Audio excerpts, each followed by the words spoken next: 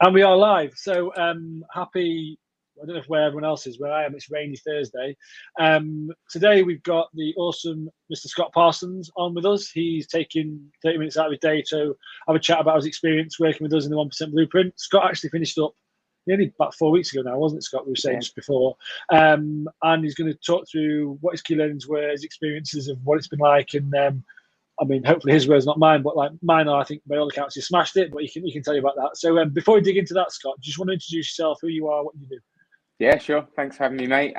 So my name's Scott Parsons. I run a mid to executive talent firm. We focus in hiring senior execs for e-tail companies, fintech companies, and sporting organisations. Married with 2 kids. Other than that, normal guy. Love sports. Nice. All the good stuff, right? So that being said, Scott, why don't we jump off? I guess a good place to start from the conversation would be, because it's probably like nearly 4 weeks now since we finished working together. Like, let's rewind, say, 4 months into the past. I think you might have seen a few of my bits on LinkedIn. You reached out and wanted to chat. But just take a step back from that. Like, what was your motivation for having a conversation or reaching out? I did. Your message and profile really spoke to me at the time, to be honest, where it was a case of, like, is most things in your life going well and everything seems to be going in the right direction, but there's something niggling or something that you think you can do better or like elevate yourself a little bit more. And I read it and I was just like, that's me all over. So I've got to reach out to you. I like everything's going well, business, family life, all really, really well. Health wise, I stopped playing football 3-4 years ago. And I had probably neglected, I had neglected that part of exercise, eating healthy and everything like that. So I was feeling a little bit shitty myself from that type of thing, but in the most part was all good. So I thought, forget that, right? Happy days. Yeah. And I think that's it. I think sometimes you can be in a situation where everything's great, but there's like a sort of an itch you can't quite scratch, or there's something not quite there, right? And that's it. It's like on paper everything's grand, but actually there's a few other bits that maybe aren't quite in line with where you want to be. So it's about joining those dots, right? Yeah, 100%. So if we then fast forward to today, right? Like right now, that was when you started. What are your key achievements, or what's been the big things that you've achieved over the last, it'll be over 12 weeks now, right? Yeah, I mean, health transformation has been absolutely amazing. I've dropped 1.5 stone over that course of time, but as well as dropping 1.5 stone, I've actually built upper body mass, which I hadn't had before, as well as dropping off weight everywhere else. So loads better. I feel like I've got loads more energy. I think when I came to you, the thing that I was struggling with is getting time in the day to actually prioritize exercise, gym, and everything like that. And through the kind of steps of the program and everything that we put in place, I felt like I had more time in the day. Felt like I managed to get workouts done, didn't skip them, was committed to them, but nothing else dropped off. It wasn't like I was probably kidding myself, to be honest, thinking if I go and spend an hour in the gym, start like even half an hour in the gym, something's going to drop, and I'm going to drop a ball at work here, or I'm going to drop this or something like that. And that just hasn't happened at all. It's been a case of being able to fit more things in the day. I think that's a really important one, because I think a lot of guys in a similar situation to you, like, you're running a decent sized business, you got a team, you got all that going on, and you've also got a family to look after as well. And trying to juggle all of that, you think, well, okay, I'm going to invest in myself. I want to go through a process to be better physically, mentally, the whole piece. That's what self-development's about. Then you're like, well, how am I going to fit this in? Like, how am I going to get this into my day? Because I'm already crazily busy. Like, I think that's an important one to address, because I think a lot of guys feel like, well, I'm already busy already, and the reason I feel like I do and where I'm at is because I'm so busy. So how on earth can I find more time to do that? Like, what would you say to that? Or how do you think that's possible? Well, that was me. And to be honest, I was skeptical even at the start. I went into the program thinking I'll embrace it. I'll give everything a go, because why not? You're kind of signing up to a program. If you sign up to something like that and don't give it a go, then you're an idiot. But I was still skeptical at the start of how am I going to get this in? But I think it's the steps that you take across the course of the program. So it does start off quite gradual and then gets more and more, where you do fit it in. You find a way of getting it in around the rest of your life without other things dropping off, and you start prioritizing more on what's important. And it is that thing of like you do a workout in the morning for like half an hour, and you've got half an hour's more energy throughout the day, so you're going to catch up on what you would have done anyway, like from a work perspective. That's it. And I think if you're not taking care of yourself physically initially, like the levels of productivity and how well you can perform elsewhere within your day, because you're not ticking some fundamental basic boxes, well, actually your ability to perform in those areas is often compromised. And that's the common narrative here from a lot of guys. Not that you're not performing badly, but it's not optimal. And so in taking these steps to do that, well, then all of a sudden that gives you more headspace because you're not fanning around on your phone or procrastinating or doing other things. And so all of a sudden this time you don't think you have seems to sort of materialize out of nowhere. And I think people think like, oh, I want to get a better work-life balance. And I've said this before on other calls, and we chat about it in the program. It's not like some magic hack for work and some magic hack for home, is it? It doesn't work like that, right? No, never. Yeah, absolutely not. So although you had that skepticism at the start, right? What would you say then have been your key learnings to achieve where we've got to today? I think most of it is mental, and most of it is kind of the accountability you kind of put on yourself, but you put on whilst going through the program without even realizing it as you're going through it. But I think like what I've lost in a good way from a health perspective is like that excuse type mentality of like this week I'm in New York at the minute, and I'm in New York, I've got to go out with the team for beers every night, and then that will lead to a burger, and then like bad breakfast the next morning, and so on and so on. Whereas I've had a great time with the team whilst I've been out here. This is my 5th day. I will have a beer tonight. It'll be the first beer I've had since I've been over. I've had like healthy breakfast, healthy lunch, healthy dinner every single time. And you still get the comments from the guys here like, you're in America for 5 days. Like, you're meant to be having 5,000 calories a day. That's what we do. But yeah, it's like, I think, like you say, it's those gradual steps that get put in place when it becomes more and more like that is the standard now. And there's like no point to drop it off. I feel loads better myself. I think something you said there about, you traveling to New York, because that was something we chatted about when we first spoke, is that, well, I've got these exactly, this is happening, I've got to travel and all this, and that's impacting my ability to do stuff. I was like, well, the way I see it, anything that we do has to encompass that.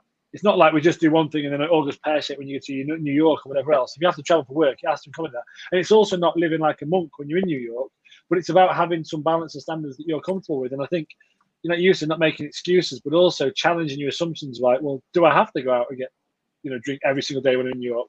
Maybe not. And I'm not there to judge you one way or the other, but it's about, I think, empowering you and giving you, I guess, the ownership to make the right decisions that are relevant for you. And you talk, you could call that discipline, right? But that's not like beating yourself up or living like a monk. It's being disciplined to know that what's right and having that. Does that make sense? Or can you speak to that? No, it makes complete sense. 100% it can speak to it. So, like previously, if I'd tried like a diet or anything like that, you're almost sacrificing life in a way to like cut calories and cut pounds and that type of thing. Whereas this whole program's not that and is nowhere near that. It's more a case of it is a sustainable life choices that you're putting in place to kind of go for the long term. So throughout the 12-week program, I think I said before signing up, I was again, should I sign up right now? Because we've just launched an office in New York, like June, July time. I had 3 of the 12 weeks out there. I had another week for a family holiday. I had 2 weekends away with the wife. And it's like, I think you said at the time, like there's never like a good time to do this type of thing, but it's proof of the program that if all that shit's going on in the background at the same time and you're still managing to keep discipline and have a healthy balance on things, then you prove you can do it in like any times, right?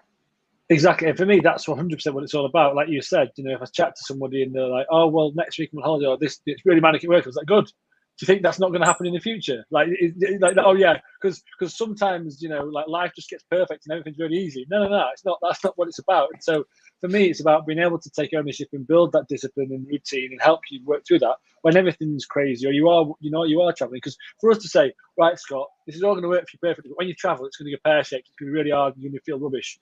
So maybe 25% of your working life, you just commit to that, right? You'll be like, what's he talking about? So it has to make sure that fits right. Otherwise, it's not fit for purpose. No, 100%. Yeah, and like regardless of anything else that's kind of been thrown, it's like back at the program. And I think there's a saying that you had in the program, it's on one of the videos, of like man at night, man in the morning. One of like, if you are going to go out, you're choosing to kind of go out and have a few beers that night, and most people kind of do enjoy going out and having a few beers, but then the next morning it's making sure that again you're disciplined, that you get the exercise done, getting that cold shower, and you crack on with a healthy day, rather than just like historically I've had a few beers, what's another, I don't know, egg McMuffin or something like that, and then the next day, and like it spirals like that, rather than just, yep, sweet, I've enjoyed a good night out, I made that choice, now kind of back on it. Yeah, that's it. And it's that, well, if you made that choice to have the fun, you also made that choice to feel shit the next day, and that's okay. There's no judgment. That's completely fine. But you're a big boy. It's like, what you can do about it. You know, that's it. I'd love to say I invented that phrase, but it's from my mum from my youth. So I've taken that and coined it. I should make a T-shirt out of it. I think it's really good. So I guess a big one you say there, Scott, is the discipline and the ownership thing, and being able to take control and visibility. What else, or what other things do you think you've learned that you've taken from the program? I think I am making much better nutritional choices as well. So I think from like the steps that are in the program, there's things that you think are healthy that aren't healthy, and there's things that you think of like, oh, that'd be really bad for me. You're like, no, actually that's not bad for you at all. And it's I've looked at calorie controlled stuff before, but I've never really looked at like macronutrients or like the balance of protein in your diet or anything like that. And again, it's lack of education on things, where I thought pre the program is like, bodybuilders will have a lot of protein to kind of build muscle and like gain weight, basically. Like, I'm wrong on that. And yeah, like making decisions like that about the nutrients you put in. But then I think it's the gradual steps on the exercise stuff as well, where I've always been sporty. I've always played every sport and played to a semi-decent level. But I've never had upper body weight, or never kind of been one for weights or anything in the gym. And when we started, I think you remember me saying, like, I thought my press up form was wrong, because I was in absolute agony up here from doing like 4 or 5 press ups. I was like, I must be doing it wrong. And you were like, no, you're not. And then even in the matter of like 3-4 weeks, I think I was doing 50 press ups, 75 sit ups, 100 squats, like all body weight stuff, within like 3-4 weeks. And after 3-4 days, like I could hardly lift my arms from doing like 3 or 4 press ups. It's mad how quickly you develop. And then like in the gym this morning, for example, like even the app and everything, it's like you've got the boosts of like, you put new PB, new personal best or anything, you get in that booster from kind of continuously doing more and more. I think that speaks as well, as if you've a lot of guys, because it's for me, it's bigger picture as well. Like, it's not just exercise, not just nutrition, it's the whole piece, your mindset and the rest of it. But they are really fundamentals. And if you've never had a bit of a deep dive, or at least analyze what you're doing, you just reactively do things. Having the insight to be able to see what you're doing and understand it, and not like because you want to live like a robot, but it just gives you more ability to be controlled around what you're doing and understand what you're doing, right? And it's not about, you know, doing things to be punitive. It's like, you know, actually there's ways I can eat that allow me to feel better, operate better, yes, lose weight, but also perform well and be focused. And it's making sure that those boxes are ticked in the right way as well, because like, you want to perform at your best and, you know, feel your best. You know, if you're eating like you would have loved to eat when you're 6 years old, but you're actually a 37-year-old man, well, then that's not, it doesn't really align, does it, you know? Oh, no, exactly. You're not 37. Sorry, Scott. I'm referring to myself, not you. So if there's anything, I mean, it's a bit of a big question, this, so you just take it whatever you want. What would you say is your main takeaway from the whole process that you've gone through? If there's one thing you could speak to, what's the big thing? Hard to nail down to one, because I think the program itself is really good at the kind of gradual steps, as I've said a few times, to get to where you need to get to put the sustainable steps in place.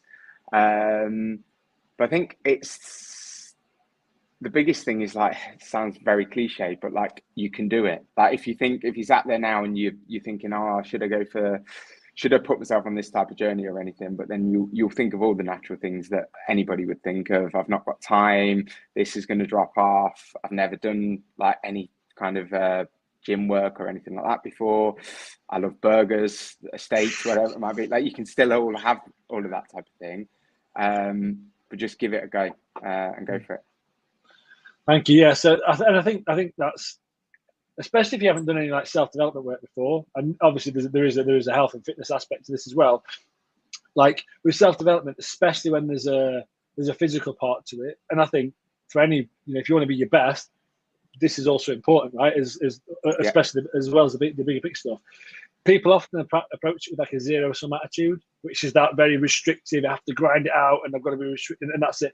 But the problem with that is, it's got a limited shelf life, because you're not going to want to do it forever. And so then when you stop doing that, or life comes and gives you a good slap on the chops and impacts it, you haven't addressed any of the fundamentals or built yourself that foundation that we're talking about. So then you're just stuck spinning your wheels. And so, like you said there, it's not about doing scary things or things that make you feel bad. And some of it might make you feel uncomfortable if you sort of got to talk about things or understand what's been holding you back. But like, the actual fundamentals want to make you feel good, right? Otherwise, you won't be sitting here 5 weeks out still doing what we talked about, right? Yeah, 100%. And I think there's something in what you're saying about the self-development thing, because like from a coaching business development thing, I will listen to a million podcasts. We've got a non-exec director, board advisor, who we're about 80 people as an organization with 3 offices at the minute. And he's coaching us to try and get to 200 people across 4 or 5 offices.